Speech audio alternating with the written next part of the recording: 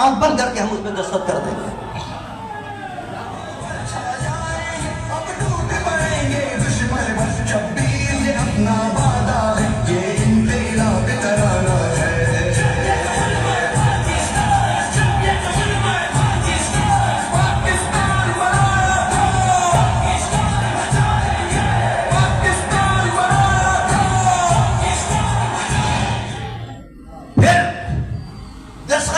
کے بعد سب سے بڑا مسئلہ بھٹو صاحب کا تھا. بھٹو صاحب کو کون سمجھا؟ نورانی صاحب پہنچ گئے. یہ قرارداد میں پیش کر رہا ہوں. بھٹو صاحب نے کہا یہ کوئی کافر ہے کوئی مسلمان ہے, یہ آپ کے مدرسوں کا مسئلہ ہے, آپ جائیں مدرسے میں جا کے مسئلے کو طے کریں. یہ اسمبلی میں آپ نے کیا مسئلہ چھیڑ دیا؟ اب دیکھیے یہ بھی اللہ کی مدد پہنچ. نورانی صاحب نے کس پیارے انداز سے سمجھایا. فرمایا بھٹو صاحب اگر اس وقت کوئی شخص کھڑا ہو گئی یہ اعلان کرے کہ پاکستان کا میں وزیر اعظم ہوں تو آپ کیا کریں گے؟ کہنے لگا اس کو پھانسی پہ ٹانگ دو, اس لیے کہ وزیر اعظم تو میں ہوں پاکستان کا. اسے کیا پہنچتا ہے کہ وہ کیا نام ہے جھوٹا وزیر اعظم بن جائے. نورانی صاحب نے سمجھایا آپ کو اللہ نے کو عطا کیا ہے وزارت عظمیٰ کا, کوئی جھوٹا دعویٰ کرے آپ کو قبول نہیں ہے تو میرے آپ کے نبی کو بھی اللہ نے ختم نبوت کا ایک عہدہ عطا کیا ہے. کوئی جھوٹا نبوت کا دعویٰ کرے گا نہ آپ کو قبول ہونا چاہیے نہ مجھے قبول ہونا چاہیے. سمجھ میں آ گئی بات. بھٹو صاحب نے کہا بات آپ صحیح کہہ رہے ہیں, آپ کے ساتھ پورا تعاون ہوگا. جتنے ان کے جناب وزراء تھے پیرزادہ صاحب اور کوشلیائی صاحب وغیرہ ان سب کو کہا کہ نورانی صاحب کے ساتھ تعاون کرو. اسمبلی کے اندر بلا لیا گیا مرزا ناصر کو. میں تجھے پورا موقع دیں گے, کل کو تم یہ مت کہنا کہ صاحب میری بات تو سنی نہیں گئی. پہلی مرتبہ ایسا ہوا ہے کہ کسی غیر ممبر کو اسمبلی کے اندر کھڑا کر کے اس کو کہا گیا بتاؤ اپنا مقدمہ پیش کرو. نورانی صاحب اس سے سوال کرتے گئے. نورانی صاحب نے فرمایا جو کوئی تمہارے نبی کو نبی نہ مانے, جس کو تم نبی کہتے ہو, جھوٹا تم نے دعویٰ کیا ہے, دوسرے لوگوں کے بارے میں تمہارا کیا خیال ہے؟ سب کافر ہے, سب کافر ہے. اب جتنے لوگ بیٹھے تھے وہ سب حیران ہوئے کہ باقی عجیب سی بات یہ بات ہے کہ ساری دنیا کے لوگوں اس نے کافر بتا دیا. لیکن اس نے پھر ایک سوال کیا. اس نے کہا کہ تمہاری تو بعض کتابوں میں لکھا ہے کہ نبی اگر بعد میں آ جائے کوئی تو کوئی فرق نہیں پڑتا ہے. اللہ, یہ بڑا مشکل وقت تھا. بعض کتابوں میں لوگوں نے لکھ دیا تھا. نورانی صاحب رحمت اللہ تعالی, اللہ تعالیٰ ان کی قبر پر ہزار رحمت نازل فرمائے, کھڑے ہو گئے. فرمایا کہ ہمارا عقیدہ نہیں ہے, ہمارا عقیدہ یہ ہے کہ مصطفیٰ کے بعد کوئی نبی نہ ذلی نہ برجی کسی قسم کا کوئی نبی نہیں آ سکتا.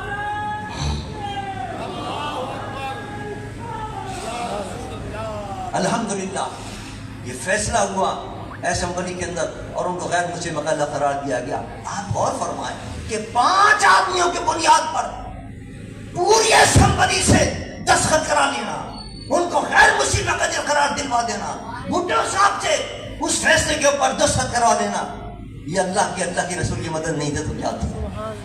جو بھی کوئی دینی کام کے لیے کھڑا ہوگا, جو ناموس مصطفیٰ کی تحفظ لیے کھڑا ہوگا, اللہ کا سچا وعدہ ہے ان تنصر اللہ ینصر کو, تم کھڑے ہو دیکھو ہم غیب سے تمہاری کیسی مدد لے گا. یہی بتا رہے ہم ملک کے حکمرانوں کو کہ پاکستان کے اندر اسلام کا نظام نافذ کرو. دیکھو اللہ کی کیسی مدد آتی. کبھی تم ادھر کشکول لے کے جاتے ہو مدد کے لیے, کبھی IMF کے پاس جاتے ہو مدد کے لیے, کبھی ورلڈ بینک کے پاس جاتے ہو مدد کے لیے, کبھی کسی ملک کے پاس جاتے ہو مدد کے لیے. ارے اللہ کا وعدہ سچا ہے, دین کا نظام پاکستان کے اندر نافذ کرو. دیکھو غیب سے اللہ تعالیٰ کیسے گھوم برساتا ہے تمہارے اوپر اور کس طرح رحمت کی بارش کرتا ہے تمہیں, کسی کی تمہیں ضرورت نہیں پڑے. لیکن اسلام کا نظام تو نافذ کرو, اللہ کے وعدے پر یقین تو رکھو. افسوس یہ ہے ہمارا اللہ کے وعدے پر یقین نہیں رہا ہے. ادھر ادھر جاتے ہیں, بھیک مانگتے پھرتے ہیں. دین کے پر عمل کرنا تو بہت دور کی بات ہے, دین کے خلاف احکامات پاکستان میں نافذ ہو گئے. ابھی میں نے کانفرنس بلائی تھی, تمام پاکستان کی قیادت کو جتنی مذہبی جمع کی کہ ہمارا اور آپ کا فرض بنتا ہے کہ اس پہ غور کریں. ٹرانسجینڈر جیسا قانون نافذ ہو گیا ہے. 18 سال سے کم عمر آپ نے اپنی بچی کی شادی کر دی, جیل میں جائیں گے آپ. بتائیے یہ کوئی قانون ہے؟ ظلم ہے. زنا کو عام کرنا چاہتی ہے حکومت. اس قسم کی جو قوانین نافذ ہو رہے ہیں یہ اللہ کے عذاب کو دعوت دیں گے. یہ جو زلزلے آ رہے ہیں, یہ جو سیلاب آ رہے ہیں, یہ اللہ کا عذاب ہے. اسی وجہ سے آ رہا ہے کہ ہمارے حکمراں جو ہیں اسلام کے خلاف احکامات نافذ کر رہے ہیں اور اسلام کے خلاف یہاں جو ہے ملک کے اندر جناب باتیں کر رہے ہیں. اور پھر اس سے بڑا ظلم کیا ہوگا؟ اس سے بڑا ظلم کیا ہوگا؟ غزہ کے مسلمانوں پر ظلم کے پہاڑ توڑے جا رہے ہیں، روزانہ خون کی ندیاں بہائے جا رہی ہیں، تھک گئے، بم مار مار کے تھک گئے۔ استقامت، غزہ کے مسلمانوں کی استقامت کا جواب نہیں ہے۔ بم کھاتے رہے لیکن ہٹنے کا نام نہیں لے رہے تھے، غزہ چھوڑنے کا نام نہیں لے رہے تھے۔ انہوں نے کہا یہ تو ناکام ہو گئے، 2 سال بم برسانے کے باوجود بھی جب ناکام ہو گئے تو پھر بھوک کا ہتھیار استعمال کیا، سارے راستے بند کر دیے گئے کہ پانی بھی نہ جائے، کھانے کا ایک لقمہ بھی نہ جائے، بھوکے بچے مر رہے ہیں، پیاسے مر رہے ہیں، ڈھائی رہے ہیں، اور حکمراں، مسلمان حکمراں خاموش تماشائی بنے دیکھ رہے ہیں، اپنے مسلمان بچوں کو شہید ہوتا ہوا دیکھ رہے ہیں۔ ابھی پرسوں درسوں ایران کے اندر ایک کانفرنس ہوئی تھی، پوری دنیا کے قیادت جمع تھی وہاں میں نے ایک واقعہ سنایا۔ میں نے کہا میرے آقا سرور دو جہاں تو رحمت بن کر آئے تھے، اور ان کی رحمت کی شان یہ تھی کہ ایک روز میرے آقا ایک انصاری کے باغ میں تشریف لے گئے۔ جب حضور انصاری کے باغ میں گئے تو وہاں حدیث میں آتا ہے کہ وہاں ایک اونٹ تھا، اور اونٹ نے حضور کو دیکھ کر زاروں قطار رونا شروع کر دیا۔ صحابہ کہتے ہیں حضور اس اونٹ کی آنکھوں سے آنسو رواں ہو گئے، آنسو جاری ہو گئے، روتا رہا وہ، اور میرے آقا اس کے پاس تشریف لے گئے، اور جیسے سرکار نے اس کے ہاتھ رکھا، اپنا دست شفقت اس کے سر پر رکھا، تسلی دی اس کو، تو اس کا رونا بند ہو گیا، اس کو سکون مل گیا، تسلی مل گئی۔ پھر حضور نے فرمایا اس کا کون مالک ہے؟ اونٹ کس کی ملکیت ہے؟ ایک انصاری آیا نوجوان، اس نے کہا رسول اللہ میں اس کا مالک ہوں، یہ میری ملکیت میں۔ میرے آقا نے فرمایا اللہ نے تمہاری ملکیت میں اس کو دیا ہے، تم اللہ سے ڈرتے نہیں؟ کیا وہ یا رسول اللہ؟ فرمایا کہ اونٹ مجھ سے شکایت کر رہا ہے کہ تم اس کو کھانا پورا نہیں دیتے، تم اس کو بھوکا رکھتے ہو اور کام اس سے زیادہ دیتے ہو۔ اللہ نے اس لیے تمہاری ملکیت میں دیا اس کو کھانا صحیح دیا کرو، اس کو بھوکا مت مارا کرو، اور اسے کام بھی کم دیا کرو۔ اب ذرا آپ اندازہ تو کیجئے، عظمت مصطفیٰ کی شان تو دیکھیے کہ حضور کی شان کیا ہے، کہ حضور صرف ہمارے اور آپ کے لیے نہیں بلکہ جانوروں کے لیے بھی رحمت بن کر آئے۔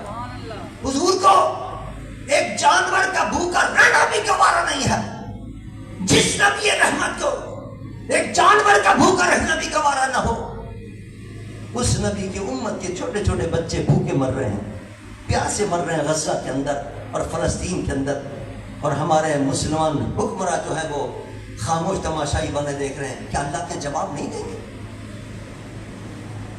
اللہ کیا جواب دینا ہے؟ وہ بچے کہہ رہے ہیں کہ ہم جا رہے ہیں حضور کی بارگاہ میں شکایتیں لے کر جائیں گے، یا رسول اللہ ہم پر جب برف برس رہے تھے، ہمیں جب بھوکا مارا جا رہا تھا، کوئی ہماری مدد کو نہیں آیا آپ کی امت میں سے، کیا جواب دیں گے یہ حکمراں جو؟ عزیزان من، یہ وقت ہے سوچنے کا کہ ہم اپنے ملک کے اندر نظام مصطفیٰ نافذ کریں۔ اگر اسلام کا نظام آ گیا تو صرف پاکستان کی حالت درست نہیں ہوں گے، بلکہ خدا کی قسم غزہ کے مسائل بھی حل ہوتے چلے جائیں گے، فلسطین کے مسئلے حل ہوں گے، کشمیر کا مسئلہ حل ہوگا۔ ٹرمپ سے امید نہ رکھیں کہ وہ کشمیر کا مسئلہ حل کرے گا، یہ مسئلہ صرف اور صرف جہاد سے حل ہوگا، اللہ کی مدد سے یہ مسئلہ حل ہوگا۔ اس کے لیے جب آپ میدان کے اندر آئیں گے پھر دیکھیں، مت ڈرے اللہ، مت ڈرے کیا نام ہے ٹرمپ سے، مت ڈرے جناب دنیا کی طاقتوں سے کہ فلاں بڑی طاقت ہے، فلاں بڑی طاقت ہے۔ میرے قائد علامہ شاہ نورانی رحمۃ اللہ علیہ فرمایا کرتے تھے کہ ہم نے اپنی آنکھوں سے ایک سپر پاور روس کو شکست سے دوچار ہوتا دیکھا، اور افغانستان سے ذلیل ہو کر رسوا ہوتا ہوا دیکھا ہے، اور وہاں سے جاتا ہوا دیکھا ہے، اور وہ ایک وقت آئے گا کہ امریکہ بھی اسی طرح ذلیل اور رسوا ہو کے جائے، اور وہ بھی ہم نے اپنی آنکھوں سے دیکھا ہے، وہ بھی دیکھ لیا ہم نے اپنی آنکھوں سے، افغانستان سے کس طرح امریکہ ذلیل رسوا ہو کے گیا۔ یہ جہاد کی برکت ہے کہ 2 سپر پاور ذلیل و رسوا ہو کر گئی ہیں۔ اگر آج مسلمان متحد اور متفق ہو جائیں اور جہاد کا اعلان کر دیں، اسرائیل کی کیا حیثیت؟ اسلام کو غلبہ اللہ عطا فرمائے۔ انشاءاللہ ایک وقت آئے گا، ایک وقت آ رہا ہے انشاءاللہ، ایسی قیادت آئے گی اسلام سے محبت کرنے والی، دین سے محبت کرنے والی، جو جہاد کے پرچم کو بلند کرے گی، جہاد کے علم کو بلند کرے گی، اور انشاءاللہ پوری دنیا کے اندر اسلام کا بول بالا ہوگا انشاءاللہ۔ یہ اللہ کا وعدہ ہے، احادیث کے اندر آ چکا ہے، سچا میرے نبی کا وعدہ ہے کہ پوری دنیا کے اندر اسلام ہوگا انشاءاللہ، وہ وقت آنے والا ہے۔ اس کے لیے ہمیں اور آپ کو جدوجہد کرنی ہے. پاکستان کے اندر اسلام کے نظام کے لیے جدوجہد کریں. کس طرح جدوجہد کرنی ہے؟ الیکشن کے اندر جب وقت آتا ہے ہم یہ دیکھتے ہیں صاحب یہ ہمارا دوست ہے, یہ ہمارا ساتھی ہے, اس نے فلاں وقت ہمیں جناب چھڑایا تھا, فرض جرم کیا تھا, ہم نے تھانے کے اندر یہ گیا تھا ہماری مدد کے لیے, چلو اس کو ووٹ دیں. یہ نہیں دیکھتے کہ یہ اسمبلی کے اندر جا کر دین کی بات کرے گا یا نہیں کرے گا, اسلام کی بات کرے گا یا نہیں کرے گا. یہ اسلام کے خلاف جو احکام آتے ہیں ان کو ووٹ دے کر اپنی عاقبت بھی خراب کرے گا اور ہماری عاقبت بھی خراب کرے گا. جو لوگ ووٹ دیتے ہیں جن لوگوں کو, اور وہ لوگ اسمبلی میں جا کر جو اسلام کے خلاف قوانین بنائیں گے, سب کا گناہ ان کے سر ہوگا جو ووٹ دے رہے ہیں. اور یہی وہ حیدرآباد ہے کہ جس نے نورانی کو ووٹ دے کر بھیجا تھا, اور نورانی نے وہاں جا کر اسلام کے پرچم کو, ختم نبوت کے پرچم کو بلند کیا, تو جو ان کو ثواب ملے گا وہ تمام ان ووٹروں کو بھی ثواب ملے گا جنہوں نے نورانی کو ووٹ دیا. یہ معمولی بات نہیں ہے. لوگ کہتے ہیں صاحب اس کا آپ کے دین سے کیا تعلق ہے؟ یہ سیاست ہے. سیاست جو ہے وہ عبادت ہے. سیاست میرے مصطفیٰ نے کی ہے. سیاست ابوبکر صدیق, عمر فاروق, عثمان ذو النورین, علی حیدر کرار نے کی ہے. سیاست انبیاء کی سنت ہے. سیاست میرے مصطفیٰ کی سنت ہے. سیاست صحابہ اہل بیت اطہار کی سنت ہے. اس سنت کو لے کے ہم چل رہے ہیں کہ پاکستان کے اندر وہ سیاست لے کے آئیں جو صحابہ کی سیاست ہے, وہ سیاست لے کے آئیں کہ جو مصطفیٰ کی سیاست ہے. اور جب تک وہ سیاست نہیں آئے گی پاکستان میں امن قائم نہیں ہوگا. روزانہ آپ خبریں سنتے ہیں, آج 50 ہمارے جوان شہید ہو گئے, آج وہاں فلاں جگہ پر بم دھماکہ ہوا, 50 فوجی شہید ہو گئے, 25 شہید ہو گئے, 45 شہید ہو گئے, 50 شہید ہو گئے. روزانہ خبریں آ رہی ہیں. تو بس ایک بیان آ جاتا ہے, ہم آنی ہاتھوں سے نہیں, بھائی کب نمٹو گے آنی ہاتھوں سے؟ کب اتنے دہشت گردوں کا تم قلع قما کرو اور نہیں تمہارے بس کے اندر قلع قما کرنا؟ چھوڑ دو حکومت, مذہبی جماعتوں کو حکومت دیکھو تو وہ تیسرے دن کے اندر پاکستان میں امن کر کے ہم دکھاتے ہیں. اس لیے کہ پاکستان میں نظام مصطفیٰ جب آئے گا جب امن قائم ہوگا. اور نظام مصطفیٰ اس کا نام ہے کہ قانون کی نظر کے اندر امیر ہو غریب ہو, حکمراں ہو یا رعایا ہو, سب برابر ہو. یہ نہیں ہے کہ جناب حکمراں بیٹھ کر جس کو چاہیں قتل کریں, کرسی پر بیٹھ کر جس کا چاہیں مال کھا لیں, جس کی چاہیں عزت لوٹ لیں, جتنے چاہیں کرپشن کر لیں, ان کو کوئی پوچھنے والا نہیں. لیکن ایک گدھا گاڑی چلانے والا, ایک غریب آدمی اگر 10 روپے کی بھی کوئی کرپشن کر لے تو اس کو پکڑ کے آپ جیل میں ڈال دیں. اس کا نام نہیں ہے. اسلام یہ کہتا ہے کہ کوئی خواہ کوئی غریب ہو, خواہ کوئی امیر ہو, خواہ کوئی رعایا ہو, خواہ کوئی بادشاہ ہو, جس نے جرم کیا ہے اس کو سزا ملے گی. یہ حضرت عمر نے کر کے دکھایا. اور یہ نظام اگر پاکستان میں نافذ آئے دوسرے دن امن قائم ہوگا. کسی مائی کے لال کی ہمت نہیں ہوگی کہ جرم کر سکے. جرم کرنے والوں کو پتہ ہے ہم جرم کر کے جا کے وزیر اعلیٰ ہاؤس میں چھپ جائیں گے, یہ جناب گورنر ہاؤس میں جا کے چھپ جائیں گے, یہ وزیر اعظم کے ہاؤس میں, یہ صدر ہاؤس میں جا کے چھپ جائیں گے. کسی آئی جی کی ہمت ہے کہ وہاں جا سکے؟ آئی جی اور کیا نام ہے کسی ایوان صدر کے اندر یا ایوان وزیر اعظم کے اندر؟ جب تک یہ سلسلہ ختم نہیں ہوگا اس وقت تک یاد رکھیے پاکستان میں امن قائم نہیں ہوگا اور نہ کرپشن دور ہوگی. ہم چاہتے ہیں کہ کرپشن دور ہو تو نظام مصطفیٰ اس ملک میں نافذ کرنا پڑے گا. یہ پیغام ہے ختم نبوت کا, یہ پیغام ہے اس کانفرنس کا کہ ہم اور آپ اگر ملک کے اندر چاہتے ہیں ملک سلامت رہے. آپ کا اس وقت ملک جو ہے وہ خطرات سے دو چار ہے. آپ حیران ہوں گے ایسے علاقے میں KPK کے اندر اور بلوچستان میں موجود ہیں جہاں مغرب کے بعد فوج نہیں جا سکتی ہے, پاکستان کی پولیس نہیں جا سکتی ہے وہاں. آپ اندازہ کریں ایسے حالات کے اندر آپ کیا سمجھتے ہیں کہ پاکستان جو ہے وہ مضبوط ہے؟ اگر پاکستان کو مضبوط کرنا ہے اسلام کا نظام نافذ کرنا ہوگا, ان دہشت گردوں کو پکڑنا ہوگا اور اسلام کا صحیح معنوں کے اندر جو نظام ہے وہ نافذ کرنا ہوگا. جس کا جو حق ہے وہ دینا ہوگا. سختی بھی بلا وجہ نہیں کرنی کہ جس پہ چاہے سختی کرنا آپ شروع کر دیں. پوچھیں اگر اس کی بیچارے کی کوئی غلط, اگر اس بیچارے کا کوئی مسئلہ ہے تو مسئلے کو حل کریں آپ. حضرت عمر بن خطاب رضی اللہ عنہ گھر پر جا کر ان کی مشکلیں پوچھا کرتے تھے اور ان کی مشکلوں کو آسان کیا کرتے تھے. یہ ہے نظام مصطفیٰ صلی اللہ علیہ وسلم. یہاں دھکے کھاتے پھرتے ہیں لوگ کہ صاحب ہماری مشکل یہ ہے, ہماری مشکل یہ ہے. روزانہ جناب پریس کلب کے سامنے بیٹھے رہتے ہیں غریب لوگ, ہماری مشکل یہ ہے, ہماری کوئی مدد کرنے والا نہیں ہے. فلاں چودھری ہم پر ظلم کر رہا ہے, فلاں وڈیرا ہم پر ظلم کر رہا ہے, ہماری بیٹیوں کو اٹھا کر لے گیا, کوئی پوچھنے والا نہیں ہے. کوئی ہے ان کے فریاد سننے والا؟ جب فریاد اس وقت سنی جائے گی جب اس ملک کے اندر نظام مصطفیٰ آئے گا. اس کے لیے الحمدللہ جدوجہد ہو رہی ہے ہماری. جمعیت علماء پاکستان کے پلیٹ فارم پہ ہم جدوجہد کر رہے ہیں، اور جمعیت علماء پاکستان کی ایک تاریخ ہے الحمدللہ. بہت سی نئی جماعتیں ہو گئی ہیں، وہ بھی کوشش کر رہی ہیں، لیکن جمعیت علماء پاکستان کی تاریخ ہے، آج ہی نہیں ہے، پوری 70 سال کی تاریخ ہے. پاکستان ان کے اکابرین نے بنایا تھا قائد اعظم کے ساتھ مل کر، اور جب پاکستان بن گیا تو ان کے ساتھ مل کر دورے کیے انہوں نے. ہمارے اکابرین نے پاکستان کے اندر تحریکیں چلائی ہیں، ختم نبوت کی تحریک چلائی ہے، ناموس مصطفیٰ کے تحفظ کی تحریکیں چلائی ہیں پاکستان کے اندر. یہ قادیانی اور غیر مسلم اقلیت قرار دلوایا جمعیت علماء پاکستان کی قیادت میں. پاکستان کا نام صرف پاکستان تھا.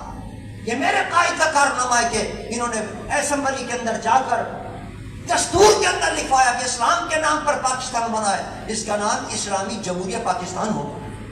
آج جو نام آپ کو اسلامی ملا ہے وہ بھی جمعیت علماء پاکستان کا صدقہ ہے. پاکستان میں کوئی قانون قرآن و سنت کے خلاف نہیں بن سکتا، یہ بھی صدقہ ہے جمعیت علماء پاکستان کا.